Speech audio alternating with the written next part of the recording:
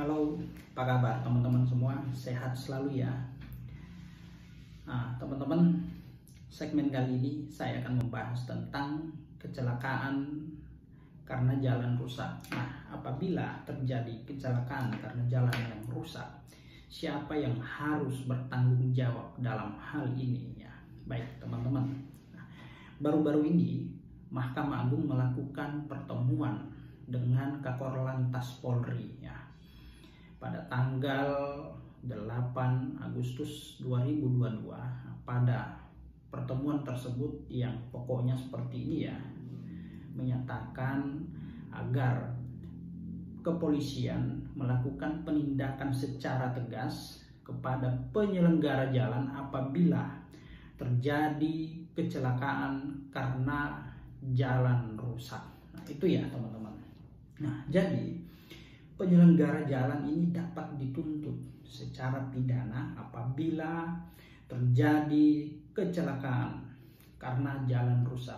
Nah, seperti kita lihat, amati selama ini apabila terjadi kecelakaan lalu lintas, baik itu kecelakaan tunggal maupun tabrakan karena salah satu faktor yaitu jalan rusak. Nah, biasanya yang dipersalahkan ini adalah si penabrak. Nah, karena jelas nih ya, Mahkamah Agung ya mengatakan bahwasanya apabila terjadi kecelakaan karena jalan rusak, maka penyelenggara jalan dapat dituntut secara pidana. Nah, kalau ada penuntutan secara pidana berarti regulasinya jelas ada, undang-undangnya ada, ketentuan pidana ada ya.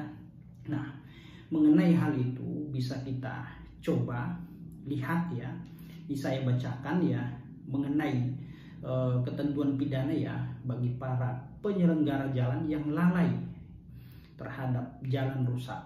Nah, ini diatur di Undang-Undang Nomor 22 tahun 2009 tentang lalu lintas dan angkutan jalan. Nah, ini ancaman pidananya paling maksimal 5 tahun teman-teman ya.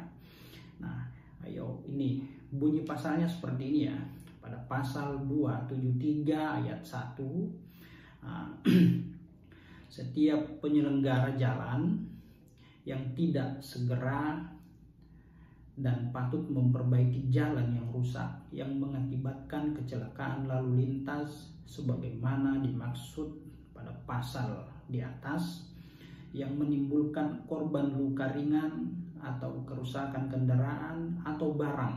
Nah, dipidana dengan penjara paling lama 6 bulan dan denda paling banyak 12 juta rupiah. Nah, lalu kemudian ayat berikutnya bunyinya yang pada pokoknya seperti ini ya.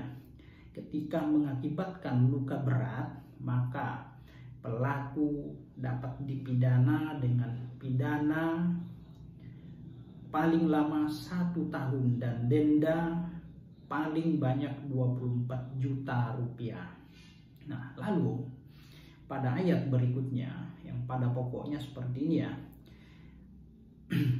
Apabila mengakibatkan kematian atau orang meninggal dunia karena kecelakaan, nah, maka pelaku dapat dipidana paling lama 5 tahun dan denda paling banyak 120 juta rupiah. Nah, lalu ayat berikutnya lagi ya, nih.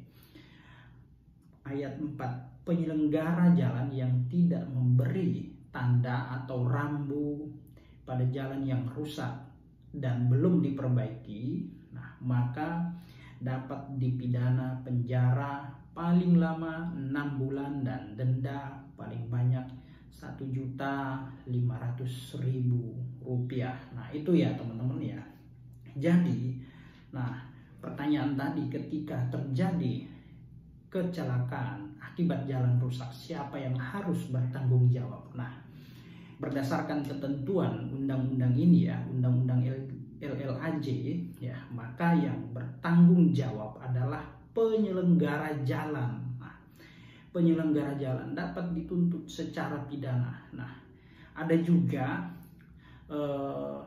gugatan ke pengadilan negeri, saya juga belum lihat di wilayah hukum mana. Nah, terjadi kecelakaan lalu lintas. Nah, dia melakukan gugatan ganti kerugian kepada penyelenggara jalan karena ya dia kecelakaan karena jalan rusak tadi. Nah, jalan rusak, maka dari itu dia melakukan penuntutan, menuntut ganti rugi. Nah, itu ya teman-teman. Nah, semoga informasi ini bermanfaat. Demikian, assalamualaikum warahmatullahi wabarakatuh.